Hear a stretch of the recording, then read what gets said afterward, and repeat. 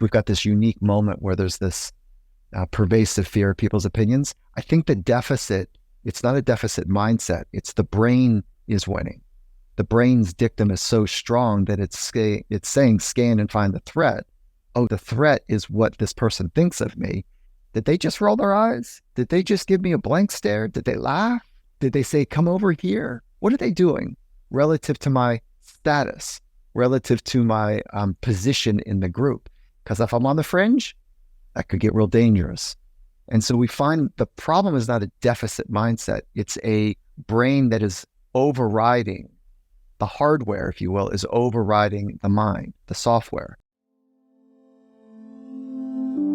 Collective Insights is a voyage through topics and technologies revolutionizing human well-being. Groundbreaking approaches for a better world and a better life await you. Welcome to Collective Insights. Hi, I'm Dr. Dan Stickler. Before we get into today's episode, I want to talk to you about a protocol that I'm passionate about that I use in my practice. You know, everyone wants to slow down aging, but few are really doing it the right way. There's something I do recommend for my clients doing just 2 days a month. It's a bodily cleanse that helps get rid of old defective cells. These are sometimes called senescent cells or referred to as zombie cells. And they are shown to be related to so many symptoms of poor aging. This bodily cleanse is a supplement which contains a group of ingredients called senolytics. Senolytic ingredients help our body to flush senescent cells, helping with easier repair and rejuvenation from muscles to joints to how we feel every day. Qualia Senolytic is the bodily cleanse supplement taken just 2 days a month for healthy aging that you have to try. Now, research on aging and longevity, including a beta study on Qualia Senolytic, shows that senolytic supplementation can play a huge role in enhancing how we age. Now, to learn more about senolytic research and to try Qualia Senolytic risk-free for 100 days, go to neurohacker.com, use the code PODCAST, that's PODCAST, for a free gift with purchase. That's Qualia Senolytic for better aging at neurohacker.com. Welcome back to the Collective Insights podcast. I'm Dr. Dan Stickler. I'm the medical director here at Neurohacker Collective. And today we have the honor of having Dr. Michael Gervais. He is a high-performance psychologist, author of one of the world's leading experts on the relationship between the mind and human performance. Over the course of a 20-year career working with world-class performers and organizations, Dr. Gervais has developed a framework for the mental skills and practices that allow organizations, teams, and individuals to thrive in pressure-packed environments. Welcome to the show, Michael. Great to be here with you. Thank you for the kind introduction. So you've got a new book out, don't you? I do. Yeah, it's called The First Rule of Mastery. Awesome. Tell our readers a little bit about what they can experience in that book. Yeah. So the narrative of the story, like how it came to be, was I wrote an article for HBR, Harvard Business Review, and they called 12 months later and they said, okay, you were the number one downloaded article for the last 12 months. We'd love to write a book with you. And I said, oh my God, that's amazing. And then it was really bad timing. I was neck deep in wrestling alligators. And so it just wasn't going to happen. So they said, no problem, we'll come back around. And this 12 months later, so now 24 months, they said, we re-released it. And it, again, same thing. It was the number one downloaded. And they said, we've got to do this. And I said, all right, very cool. So I accidentally tripped on a bit of a live wire. And that live wire is specifically around this concept that we introduced called FOPO. It's just a fun name but it stands for fear of people's opinions. And we believe it to be one of the great constrictors of human potential. And our research and around it has been quite compelling. So that is the idea behind the book, is what are the on-ramps and off-ramps to this constrictor of one's potential? And it's called FOPO. Love that. So can you go into some detail on really some examples maybe of this fear of people's opinions? Yeah, I mean, it's not, I think it's important just to pull apart. This is not valuing other people's opinions. This is an excessive worry that is the problematic piece to it. So it's an exhaustive attempt to interpret what others are thinking.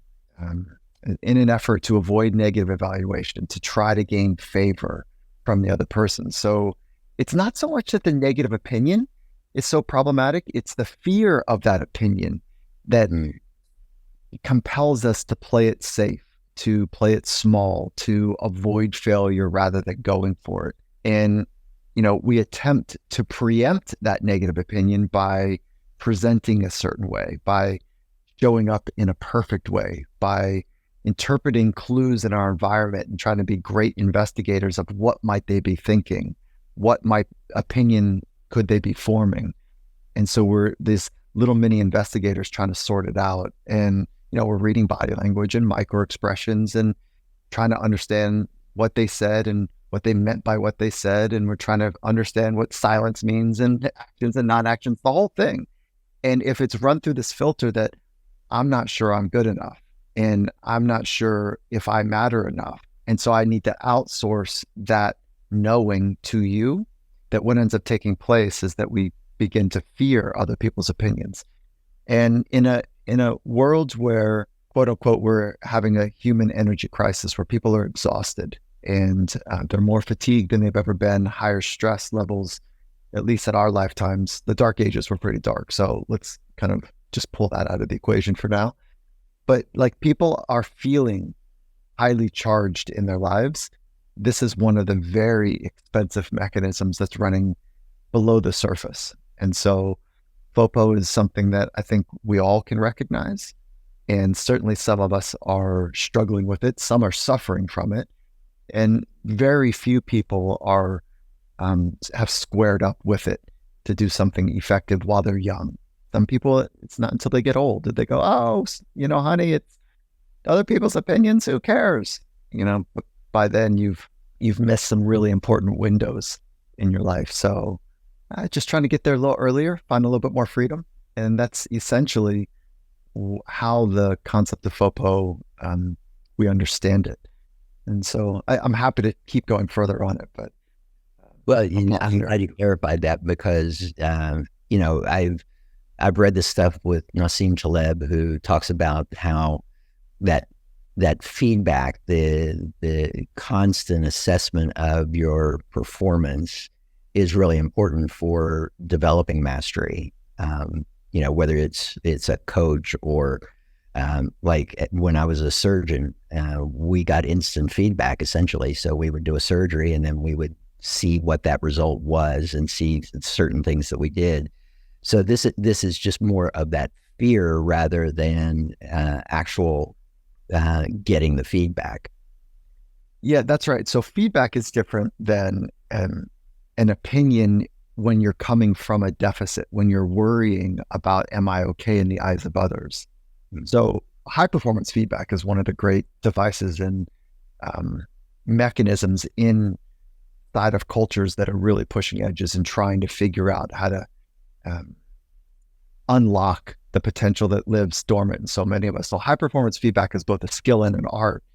And when people are overwhelmed by the opinions of others, it's very hard to be a member in a community that requires feedback, be a member in a community that is trying to get better, where feedback for most of those communities is essential.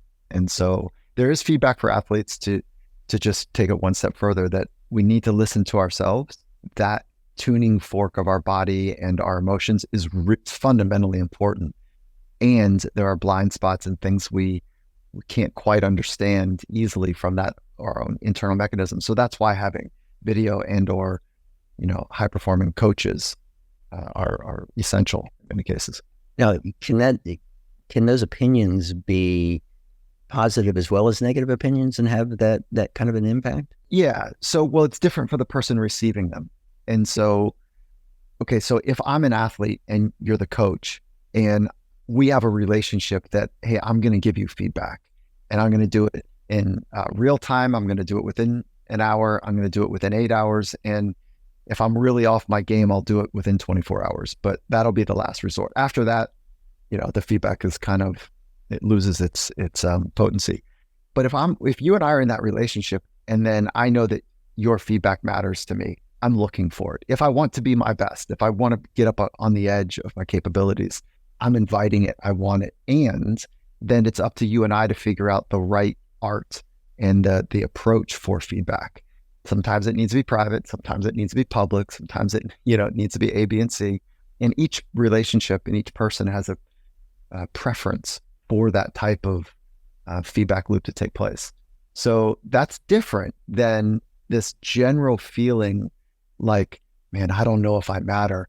I need to outsource that knowing to other people. In other words, I look to you to see if I'm okay.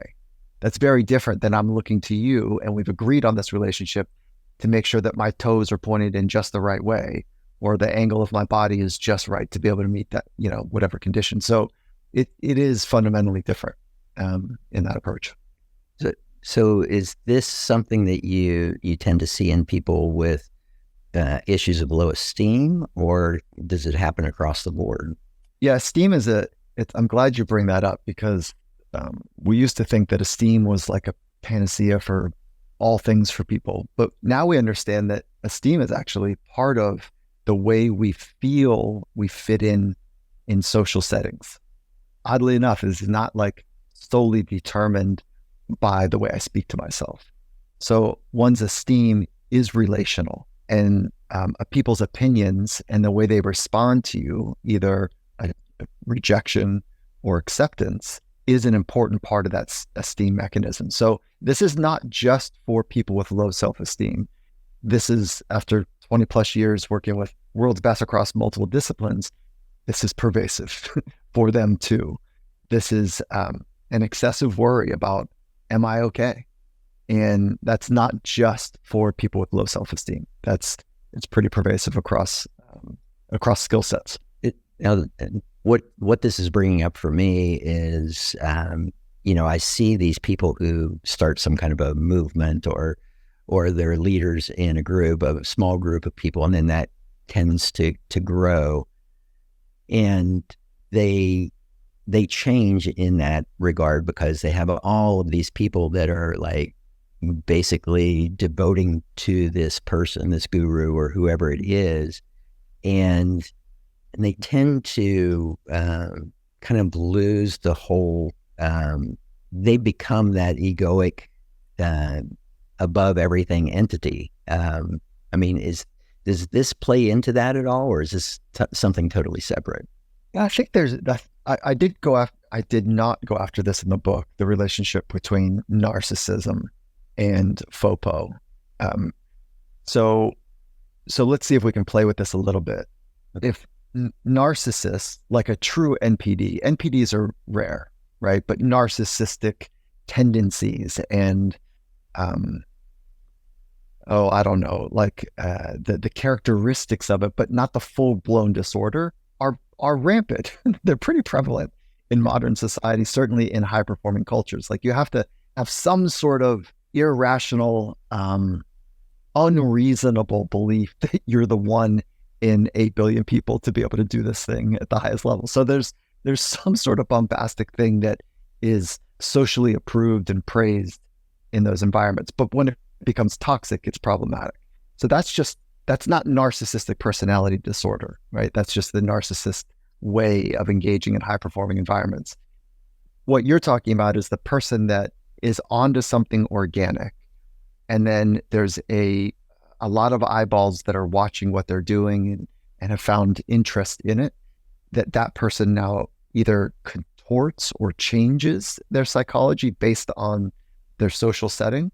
That's a bit different. I would say that those people probably had that seed germinating, and then as soon as it was watered by the eyeballs and attention in favor of other people, that it sprouted that narcissistic approach to life. So yeah, and then if we just play it one more dimension, I guess, sitting in the seat of that person who has lots of eyeballs on him or her, that there would be the likelihood that their identity becomes involved with their status. So in the research for the book, we went after performance-based identity versus purpose-based identity. And in our world where we value performance and we value high performance and we value straining and striving and getting after it and all of the zeitgeist around performance, we have found subpopulations of people that their identity revolves solely around how well they do relative in comparison to other people's performance. And so, strip that way down in a very simple way is that my identity is intact when I'm performing better than you. And so I'm looking at scoreboards to see if I'm okay. I'm looking at bank accounts to see if I'm okay. I'm looking at social media approvals to see if I'm okay, because it's relative to other people, and relative to the imaginary standard is actually maybe even more dangerous. That's very different. Performance-based identity is very different than purpose-based. And purpose-based is just like what it sounds like. Like, I just want to be part of something in a meaningful way that's bigger than me. I could never solve on my own. And my life work and my life passion is hums around being part of this purpose. And sometimes I'm at the front, and sometimes at the back, sometimes I'm right in the middle. And I just want to be part of this purpose to make a dent in something that I think matters. And my identity, therefore, is about something larger than me and not me alone.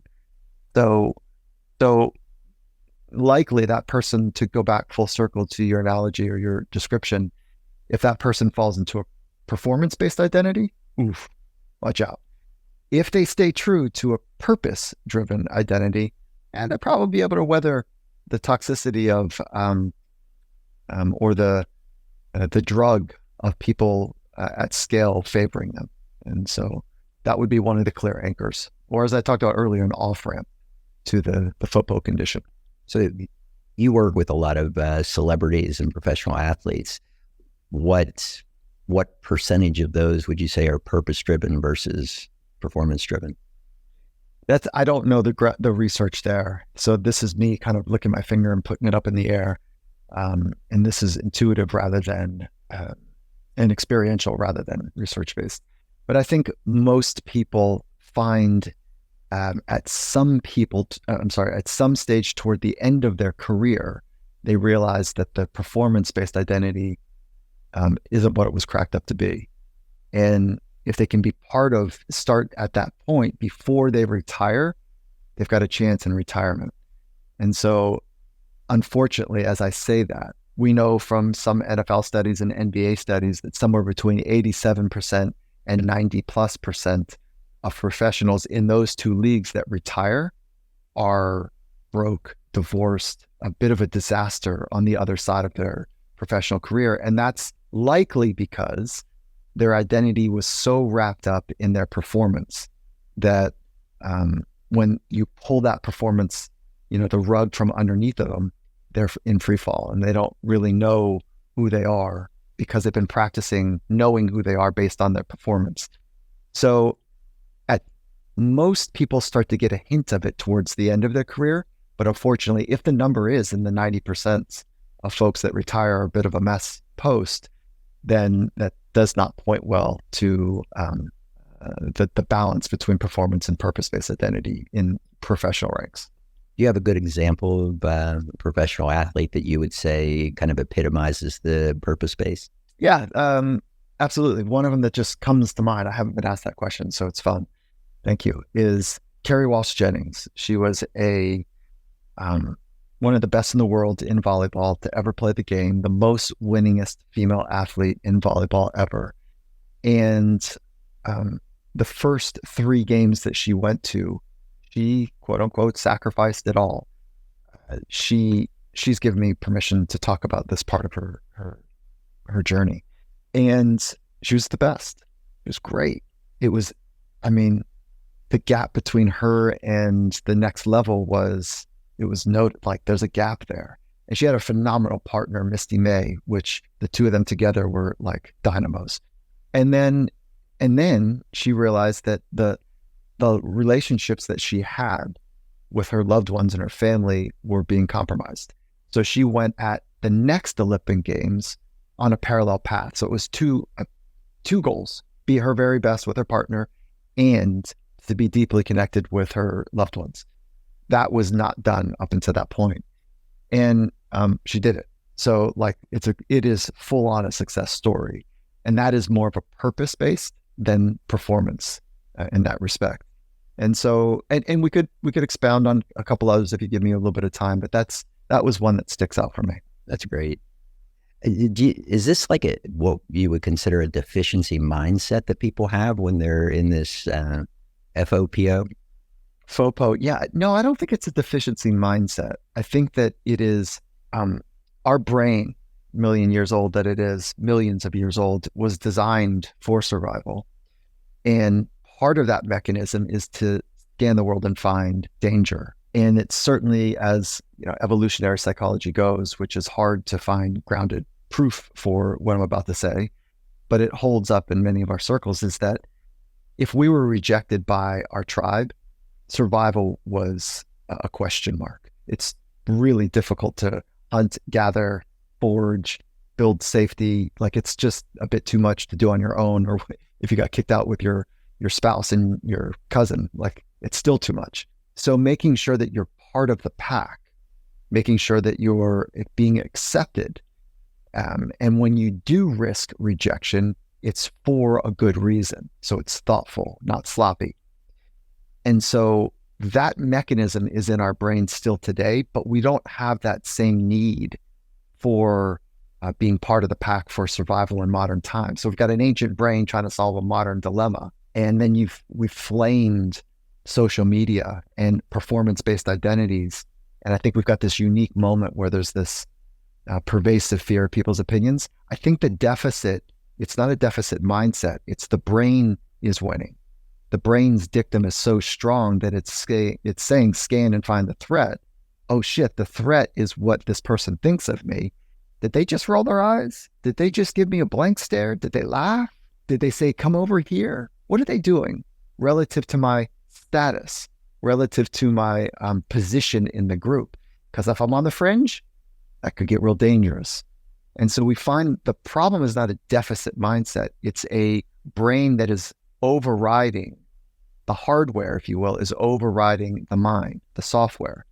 So that's where psychological skills training pays dividends, is to invest in one's software, which is like, the software is obviously what runs the hardware.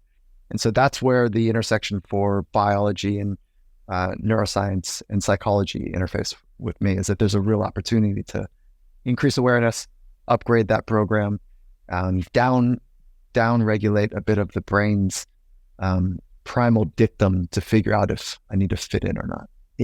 That brings up something for me of people with this FOPO.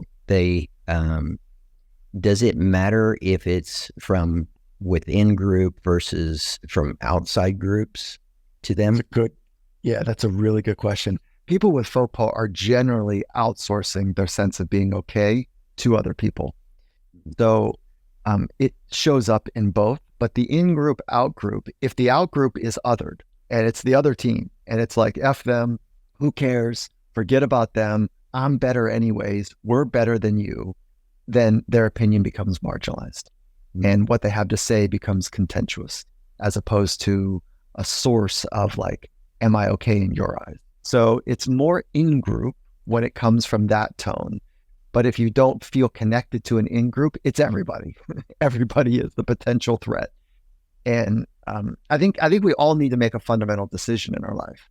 Are we organizing our life to approach success or to avoid failure? Yeah. And I would imagine that you and your family members, if we're in a room, everyone would raise their hand. Yeah, approach success. Mm-hmm. And then when given the opportunity to do something challenging in front of other people, where it has to do with like your mind or your emotional skills or a technical skill that you've identified as being pretty good at, like surgery, or grounded research in longevity, whatever it might be for you, that given the opportunity to step into the center of the circle and demonstrate some acumen becomes overwhelming. It is a very difficult, it's like, of course that somebody is passionate about something would love the opportunity to do a keynote address or to talk about that passion or some findings. Why is that one of the most dangerous and fearful responses for most humans? Is because that first decision about approaching success versus avoiding failure has not been squared. And given that opportunity to feel failure, it becomes a bit overwhelming for people. It reminds me of the Friedrich Nietzsche in his book Thus Spoke Zarathustra, where he was talking about the Übermensch and the last man. And the Übermensch was willing to take all the risks in order to achieve all the successes. And the last man was the one that would choose the path of the least discomfort. That's exactly right.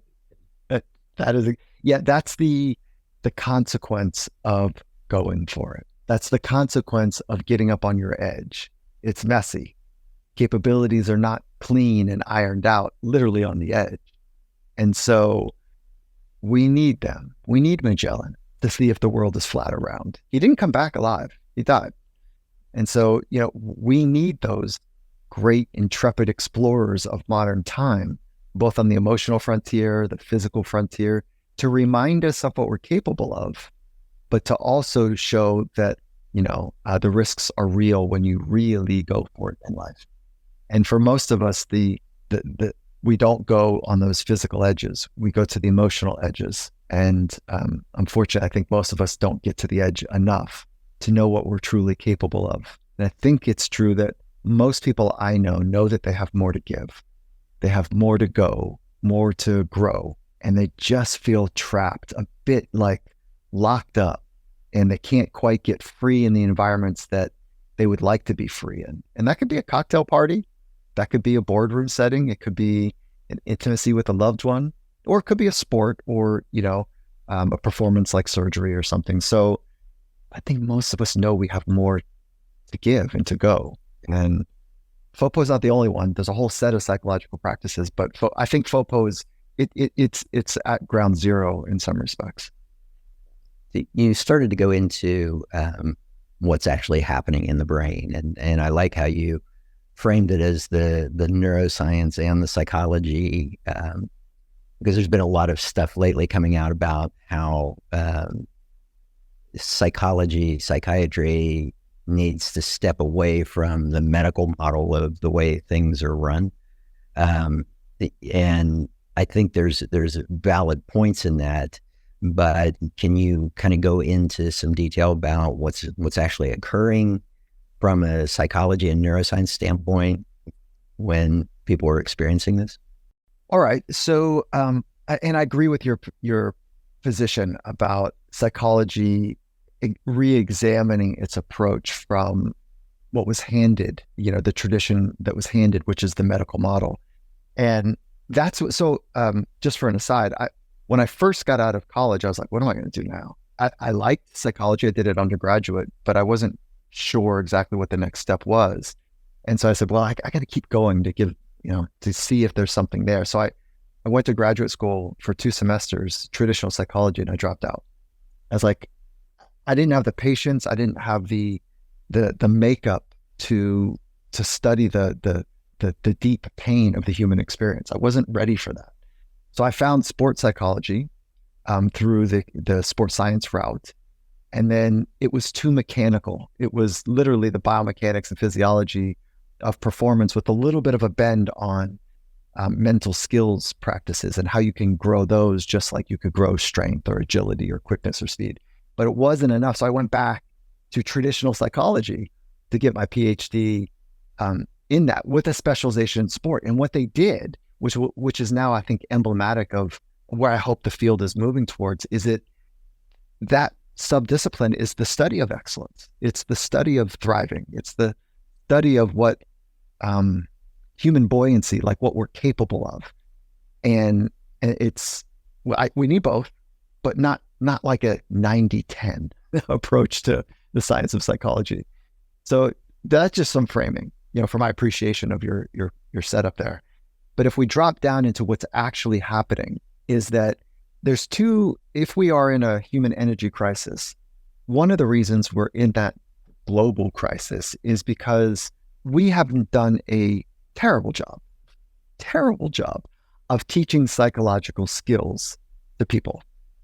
And for the first time, we've had this pretty radical uptick in global stress. we had a collision of three radical global stressors. And it's a little bit like, I'll use my surfing analogy. It's a little bit like the tide rolled out, and we now realize that most of us have been swimming naked. And the swimming naked, the clothing are the psychological skills to be able to like be fine, whether the tide is out or it's in. And when the tide went out, like we realized that a lot of people were deficit on psychological skills. That's why we're using like this, unproficient is the right word, unproficient mechanism of psychology to deal with modern stressors. That's why we're exhausted. So the first order of business is to do two things: onboard psychological skills from a young age. And if you're an adult listening, no problem, it's never too late. But onboarding basic psychological skills, there's 5 that we can talk about at a young age so that we can push to our edges a bit more regularly. And when we do that, we end up building capacity to handle more stress. That's very cool. And then at the same time, increase our recovery protocols. So we're dearth on both. People don't have psychological skills at mass, and people don't have best practices in place for recovery. And what we've learned from elite athletes is that they have done the fundamental decision in their life that I want to figure out how good I can get at this thing. So they've fundamentally organized their life to pursue their potential. And most of us don't make that fundamental decision, okay? So what they do every day is in front of their peers, in front of coaches, in front of the world, in front of the person who's paying their check, the owner of the team or the head coach, is that they are getting to the messy edge where it is not clean. It doesn't look good. And you can't fake that. You have to just be in that mess and be vulnerable to be coached, to risk the not knowing, the feeling of not knowing how this is going to go, and go for it anyway. And they are leading probably 10 to 15 years ahead of the rest of the world in this one dimension, which is because of that mix and their fundamental commitment to get to the stress's edge every day. They're like, I must have psychological skills in place. So they've been pulling for a long time best practices for mindset and psychology. The rest of the world is now like, whoa, I got all this stress. Athletes have been designing their life for stress in practice every day. The rest of us are like, oh my God, all this stress, what do we do? So we can borrow a best practice from elite sport, which is train your mind. And the training of the mind is and the 5 factors are like arousal regulation. So being able to manage your internal activation. And that really the skill there is breathing and self-talk and awareness. Those are the 3 foundational skills: awareness, breathing, and self-talk. But arousal regulation is one, performance imagery or success imagery or love imagery, whatever you want to use your imagination for, to see the future in that way. Goal setting. I mentioned self-talk as one of the grounded, and I'm blanking. Pre-performance routines. Those are some of the big rocks that are good practices for all of us. And mindfulness is the one for awareness. Now, what the brain's doing, if you haven't trained the software, it's just trying to survive. So you scan the world, you see the danger, and then your amygdala, your limbic system, the fight, flight, freeze, submit mechanism turns on. And there we are, choking up. There we are, constricted and tight and not feeling that loose artistic vibe, but that survival mechanism. And all we need to do is say our name or say the idea that we're so passionate about, or throw a ball, whatever it might be. And that's primarily because we haven't done the deep work, the self-discovery work, to rid ourselves from the performance identity and be more aligned with purpose-based approach. And so when that cascade takes place, so we feel our physiology, it's hard to find the right word or to move in the way that we know we can move. Our psychology does something very particular, is that when we tighten up, we're searching for relief. And so in that relief, we do a handful of things. In that pursuit of relief, we're doing a handful of things. We conform to try to fit in. We contort. We laugh at jokes when they're offensive. We confront to try to rid ourselves from that anxious need to find some relief. And so we confront somebody, say, whoa, what did that mean? Why'd you roll your eyes? What is that? As a way to like poke the bear for them to respond and say, oh, no, we're okay. Sorry, I had something in my eye. I'm okay. We're okay. We critique others. And sometimes we just flat out disconnect because it's too overwhelming. So that's the typical response when people are feeling that need for relief. And the reason they feel that need for relief is because they've had a response that is threatening to their identity as opposed to threatening to their life. And so I just gave you a bit of a ramble there, trying to intersect a bunch of complicated question for a less simple answer than maybe you were hoping for.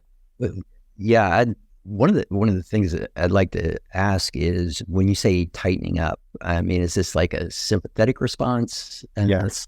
Okay. Yes. Yeah. That's in a nutshell. That no athletes don't choke, because they don't eat on the pitch, but they choke off access to their craft. Psychologists are not very funny. I don't try to be, but it's choking off access to their craft. That's the tightening I'm talking about. So, I mean, you can take the sensations that people would typically feel with anxiety versus the sensations they feel with excitement, and they're very similar in that regard. So do people misinterpret those? Does the brain misinterpret those sometimes? Or the brain might not misinterpret them, but the psychology would. So the mind would, if we it's not fair to separate the brain from the mind in completely in the way we're doing it in this conversation, or I'm doing it. We are embedded in our cognition, but it does help to pull it apart a little bit to say, like, the brain in my mind is the tissue, the chemistry, the electricity, the interface of the multiple facets of the brain and the networks. And then the mind is the consciousness of making sense of things. And we can train our mind to have some skills on board as well. It is the filter through which we're making sense of things. And so the brain recognizes a threat. And sometimes that is based on the funnel or the software of the mind's training to say, if you learn from your mom that when people roll their eyes, it means something, or you learn from your dad that when people don't shake your hand or they do it a certain way or they won't make eye contact, it means something. So that sometimes there's some shaping of ideas and beliefs that influences the brain's response, but nonetheless, the brain's job is to find all the dangers. That's part of it.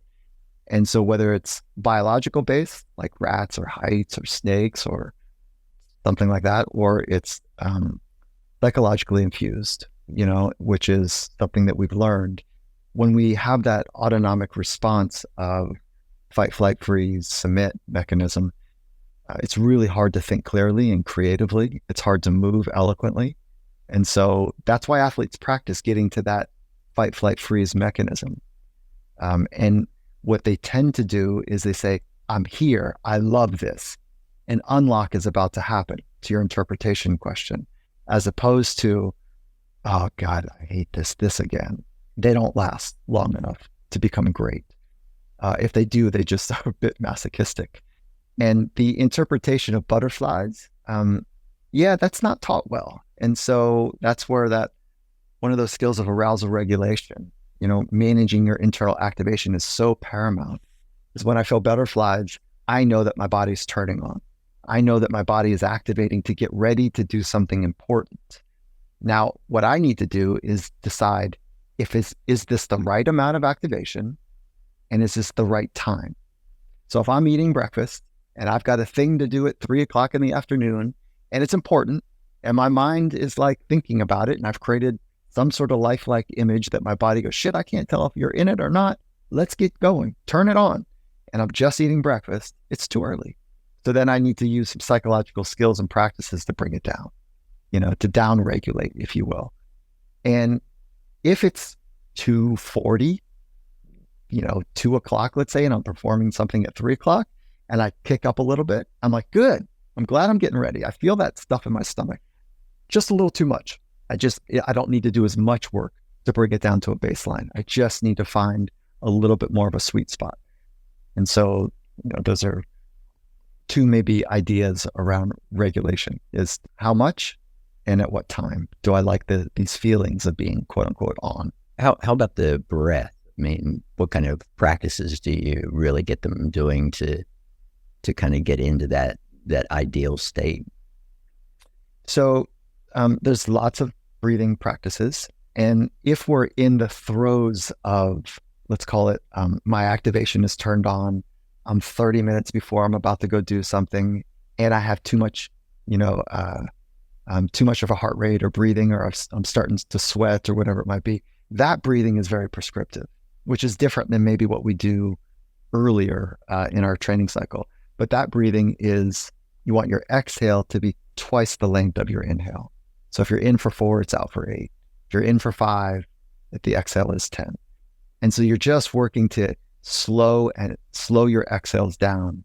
And the reason we think that that's so important is that when we ran from the saber-toothed tiger, when we were free and safe, what did we do? We had this long exhale. And so our brain has paired the luxury of a long exhale with safety. And some of the research that I saw, and I don't know if this is maybe a decade ago, so I don't know if it's changed. I know there's a lot of research right now, but I haven't seen this one change. Is somewhere around 10 to 12 breaths with a long external cadence is when we begin to trigger the parasympathetic nervous system, which is that rest and digest system.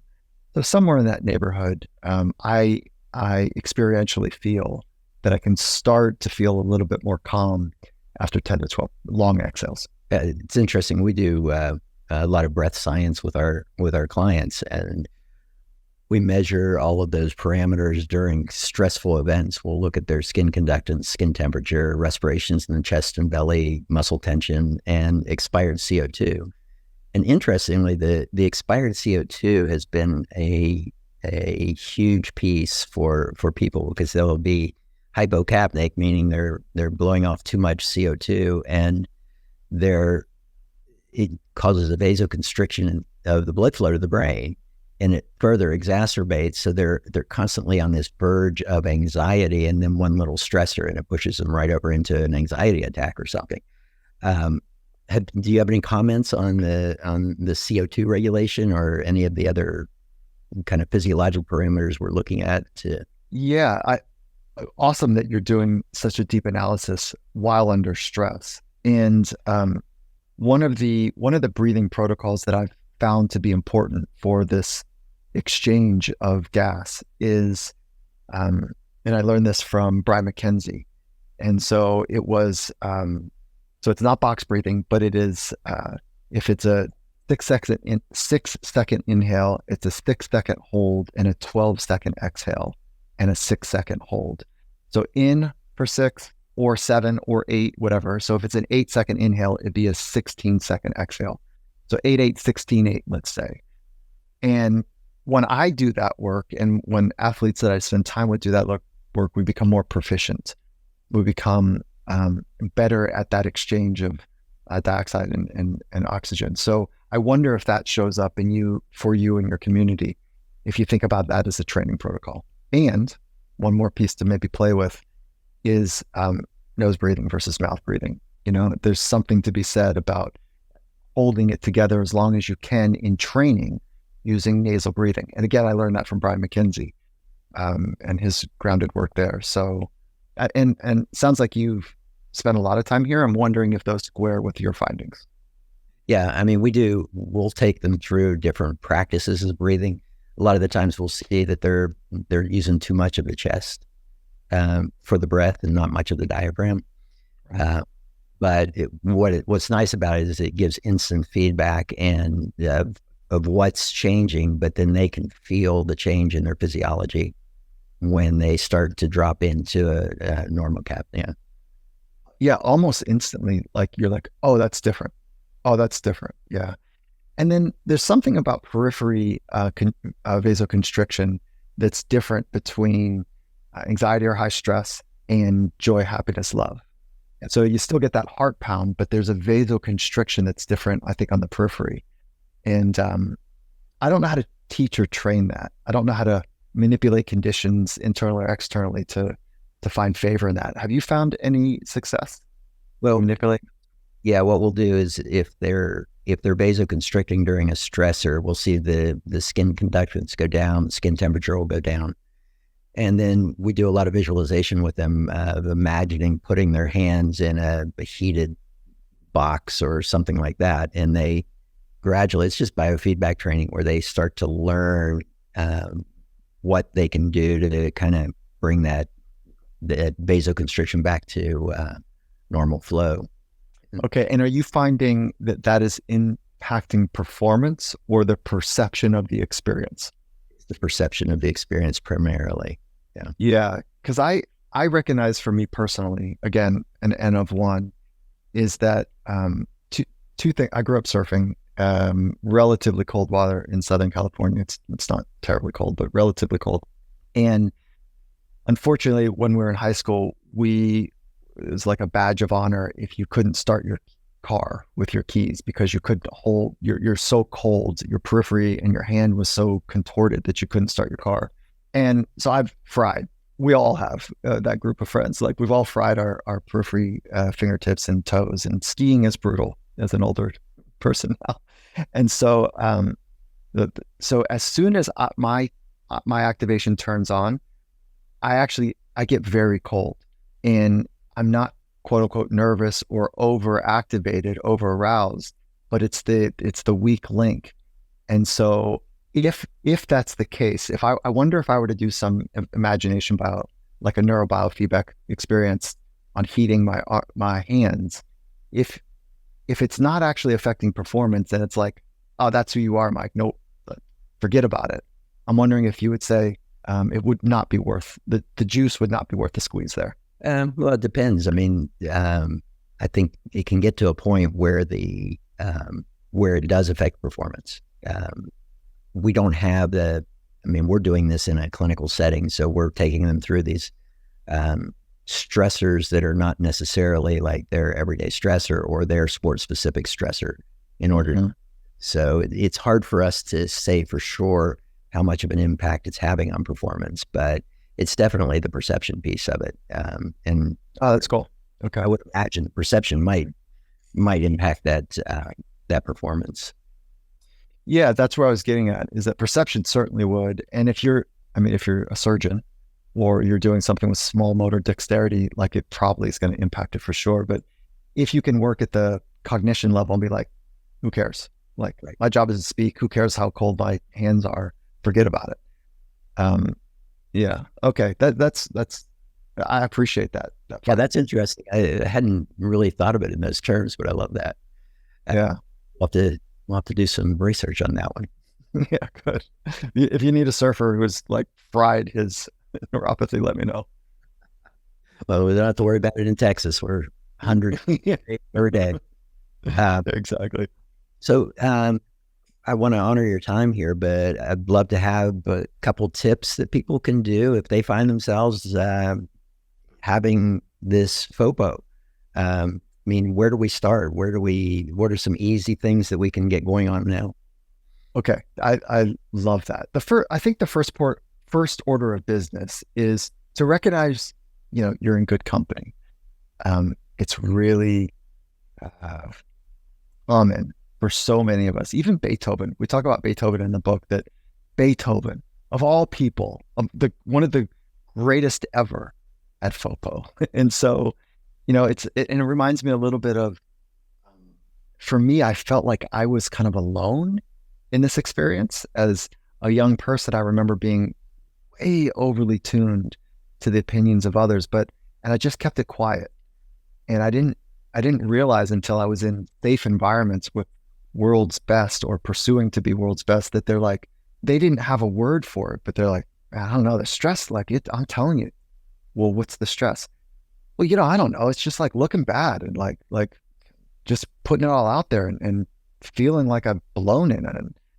And they would talk about letting people down and da-da-da. So that's all, like what I'm saying in this frame, like the first order of business is just recognize that it's there in so many of us, even the greatest in the world. And so I think there's warmth in that. The second is that I don't know how to go about anything in the world of psychology without building awareness, then skill. So the first order of business is to invest in increasing your awareness. You can do that in at least 3 ways, and I'll give you a subtle way to do it that's adjacent to the 3. But the greatest tool to increase awareness is mindfulness.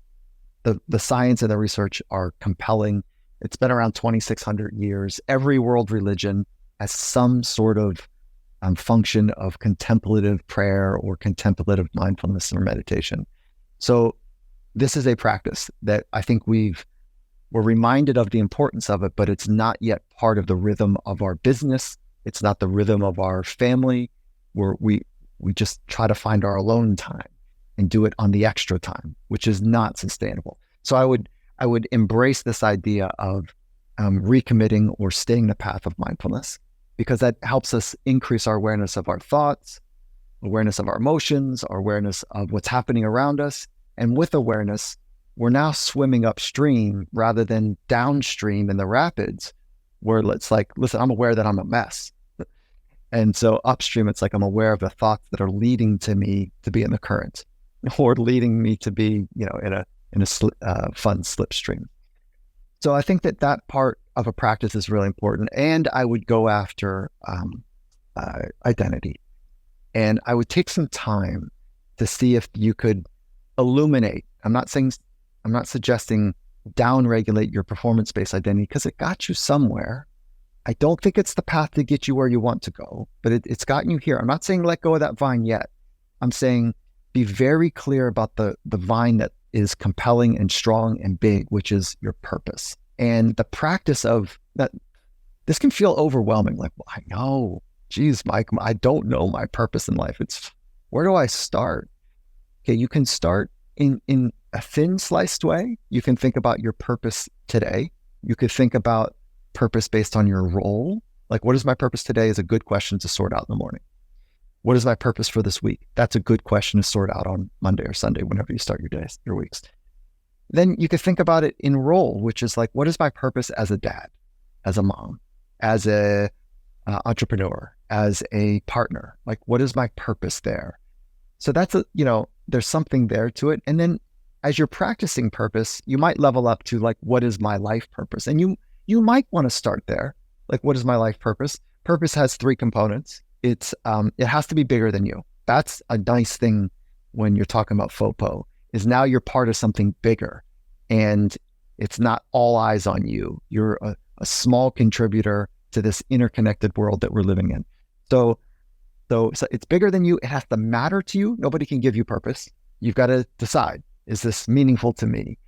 And there's a future orientation, meaning life purpose can't be solved today. Like it's going to take time. And it's something that it maybe even extends past your physical death. Like, what is the purpose that you want to be part of? So I would go after mindfulness. I would go after purpose-based identity. And the last thing that I would do is, when you catch yourself tight, when you catch yourself in that anxious state, celebrate that you're aware of it. And then just take a nice couple breaths, okay? And then see if you can be a researcher. Like, wait a minute, what led me here? What were the thoughts that led me to this shitty feeling? Or what led me to this feeling I have right now? And see if you can be a bit of an investigator during those high heat moments. I would start with those 3. And just have fun. We don't know how long we're going to be here. So have fun as you're trying to figure out how to be your very best. I love all that. That's that really brings it together nicely. Cool. So how can people learn more, get in touch? Great. So we've got a podcast as well. Finding Mastery is our podcast, and we're just celebrating our 400th episodes. We've had a blast, celebrating the genius and the extraordinary thinking of other people. So that's one great way to do it. We'd appreciate that. And then for the book, FOPO can be bought anywhere on books, Amazon, Barnes & Noble, local bookstores. And then you can also go to our website, and our website has a bunch of really interesting, we think, packages if you're listening to this in advance. And that website is findingmastery.com/book. Well, again, first rule of mastery, Michael Gervais, thank you for being here, and hopefully we'll get you back sometime soon. Really appreciated the space and the questions. Thank you so much.